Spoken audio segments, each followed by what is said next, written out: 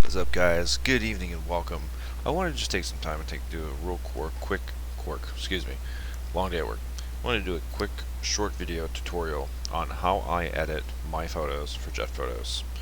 I'll have more videos like this, but I wanted just to get this out there, and I wanted to let everyone understand how I do this. I've had a lot of questions on my Instagram before. I always submit to Jetphotos, all my photos get rejected. Is it the camera that I use? Is it this? Is it that? I'll tell you right now, you do not need a $4,000 camera or $5,000 or $6,000 camera setup to get good photos. It's all about knowing your settings, it's all about knowing what you're shooting, time of day, lighting, so on and so forth. My rules of thumb: if it's bright and sunny, perfect. Make sure the sun is behind your back. If it's cloudy, not a big issue, but make sure your ISO setting is set around 200 to 400, depending on how cloudy it is. I can make a video later if you guys want me to. We can go over settings, I can show you my camera, we can go on and so forth. But I want to make this a short video. This photo right in front of you, as you see, is a Diamond it's a DA42. This photo was taken in Manchester, my home airport, just recently, and I actually submitted it, and within 30 minutes, 20 minutes, it was accepted and it's up on Flight Radar now. Primarily because there was not a photo of this aircraft. That's sometimes one of the reasons why I choose certain aircraft, because they're not on there. I try to build up my portfolio as much as I can. But like I said, we're just going to go through this step by step, and I'm going to show you exactly how I edit in Lightroom. There's free versions of Lightroom. I don't really know how those work. There's the paid versions like I have. Whether it's Mac or Windows, it's roughly the same thing. I'm going to show you guys real quick what the After Effects are. So, here in Lightroom, here is a edited photo I did actually for the last video, which I'm not uploading because I made a couple mistakes. But, so you can see before, after. I'll let it sit and rest. There it goes. Before and after. Okay, so we're going to take this photo real quick, and I'm going to show you. Say this is the photo that I wanted to choose. The first thing I want to do is I want to crop it. First of all, this is way too much space for a small GA aircraft like this. I'll get to commercial airliners later, but for right now we'll just stick with this one aircraft, this small Diamond 42. First thing I want to do is go up here on the right, and I want to select the crop and rotate. That'll bring up this box. You'll see it'll be 3x3. And what I want to do is, over here on aspect ratio, I want to go down to 3x2. 3x2 and 4x3 is the most accepted form of the aspect ratio that Jetphotos, airliners.net, planespotters.net will accept. But I usually go with 3x2.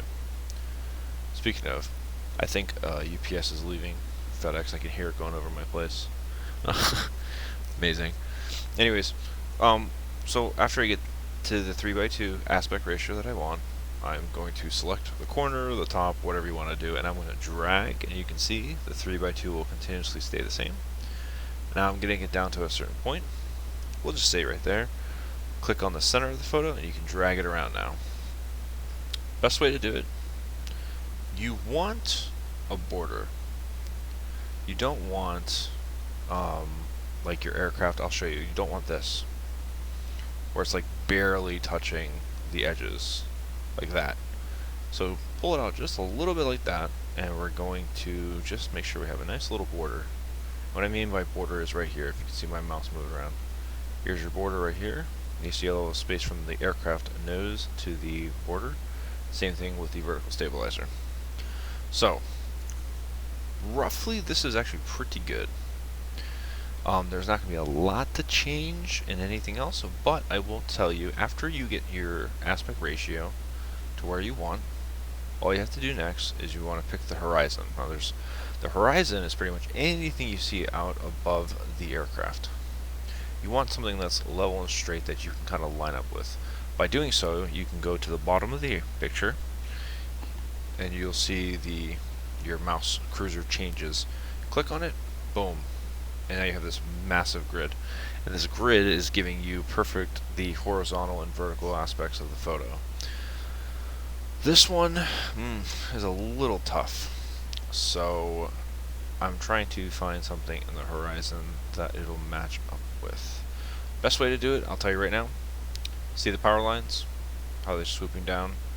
Where the power lines end up here, if you click on it again, you'll see the line matches up with just the very tip of the power line. Also, if you come out of that mode and you're back in the 3x3 box, you'll see that the aircraft, the head of the aircraft or the roof of the aircraft is almost right on top of this middle line here. So, okay, aspect ratio, check. 3x2, good. Horizon, check. It looks like everything, I just moved a little bit, so you can see how I move it left to right here. Just about there, that looks good. Aspect ratio, sorry, again, done. Horizon, checked. Now, is the aircraft going to be centered or not? So now we'll look at the aircraft, and the aircraft has to be centered by the 3x3 box. It has to be in the middle, roughly. Best way to do that, you can move the photo around. If I just picked up a little bit there, so now your roof of your aircraft is on the kind of line right here in the 3x3, and then the wheels are roughly on the middle or the bottom of the 3x3. So just as it says, centered. So we'll move it just a little bit like that.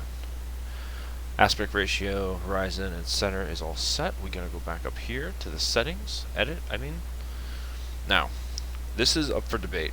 A lot of people say don't do this, some people say do. I say if you're new to this, do it. Next step, go to auto, hit auto. Boom. Look at the difference in that photo.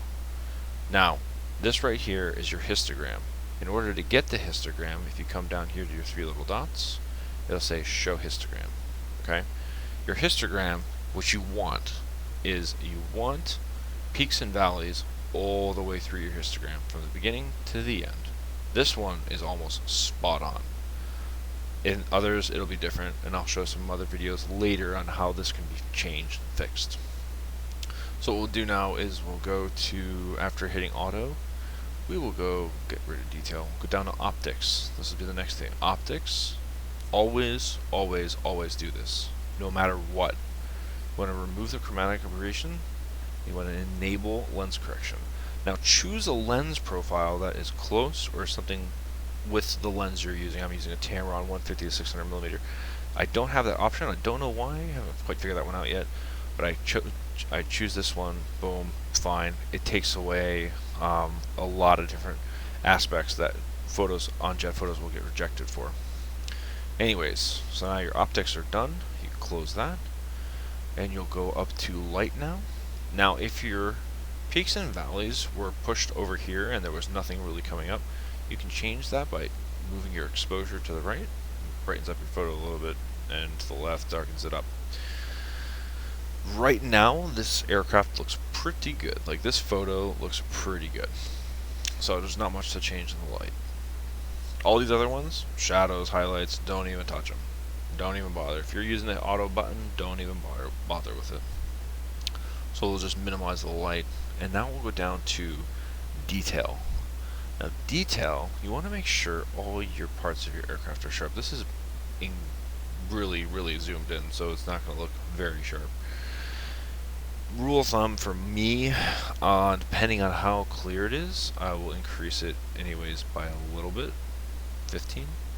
You can also you can look at the originals later too, but I'll go increase it to 15 for right now. Now, if any of you have shot a photo and you see those grainy little bits in your photo, it's called noise. And what happens with the noise is that it's due to either wrong ISO settings. You'll get a lot of noise if you're taking shots in low level lighting. There's not much lighting, it's overcast, and you won't get a lot out of it, and you'll get this grain, and it's really annoying. You have to get rid of the grain, especially for Jetphotos. They do not want grain whatsoever. So in order to do that, you'll go down to the noise reduction over here. I just tried pointing like you guys can actually see, but you can't see it. Anyways, noise reduction. If you increase the noise reduction, you'll reduce that grain. This photo doesn't have a lot of grain, but that's what you would use. I normally would never go above 40, because then that kind of softens the photo out too much. But like this one, for example, I can kind of go to like 15 as well. And that, I know it might sound crazy, but that is literally it. There's not much to editing that I use. So we'll just do a quick recap. This is just for fun. We'll do a quick recap. We originally went with crop and rotate. Make sure that we have our aircraft centered. Maybe always remember 3x2 or 4x3. You check, make sure your horizon is level. You check, make sure your aircraft is centered. You go up to the edit or the settings section. Hit auto. And then you're going to come down to optics. Make sure these are both ticked. Make sure your lens profile is also corrected. After that, you want to go up to light, and now only if your histogram is really kind of not peaking over here, or at least doesn't look like it's hills and valleys all the way through, you want to change the exposure just slightly. You'll be able to tell. After light, you want to go down to details, sharpening, increase the sharpening a little bit, and the same thing with the noise reduction. The more you sharpen the photo, the more noise reduction you'll have to use. And then afterwards, when you are done with this, when you want to hit export, you're going to hit share and say custom settings, whatever. And mine might take a second to pop up. There we go. This is also important. When going to planespotters.net or Jetphotos or anything like that, file type's always going to be JPEG. Your dimensions are going to be in custom, and you want your long side to be 1280. That's all you need to know, 1280. So custom and 1280. Quality 100%. Do not include a watermark or you will get rejected. And then afterwards, pretty much all you have to do is hit export and you're all set. So overall, it's not really that hard of a process. It's actually relatively easy. It just takes time, and like hopefully, in the next coming weeks or so, I'll have some more photo editing videos up on YouTube, and we'll kind of go from there. If you guys like it, if you're liking these videos or if it helps you, make sure to like and subscribe, and then head over to my Instagram page. It's going to be linked in the description, and so you can see the photos I've taken. Like I said, I really hope this helps out. I know a lot of people, not a lot of people, but there's a good amount of messages that I'll get from followers say, how do you edit your photos? How do you do that? How are you getting Jetphotos acceptance so quick? This is pretty much how I do it. So, anyways, if you guys have any comments or criticisms or pretty much whatever you want to say, leave it down in the comments, and I appreciate you guys watching, and let me know if this was helpful to you. So, you guys have an awesome night, and I will talk to you guys soon.